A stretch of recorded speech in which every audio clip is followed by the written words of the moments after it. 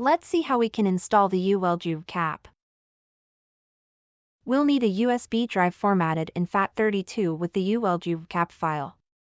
We also need to verify that the robot's polyscope version is at least 5.13. Connect the USB to the robot's teach pendant. The connector is located on the top right at the back of the teach pendant. Now, select the menu in the top right corner, and in the settings, choose the system option and then URCAPs. It will take us to the URCAPs management screen. Here, we select the button with the plus sign, then choose the USB we connected. Now, select the URCAP file and click the Open button. To complete the installation of the URCAP, we need to press the Restart button to reboot the robot.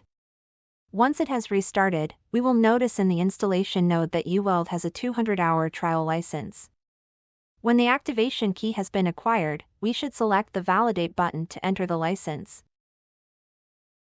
It's important to note that the 200-hour free trial will be consumed as long as the robot is powered on, regardless of whether welding is being applied.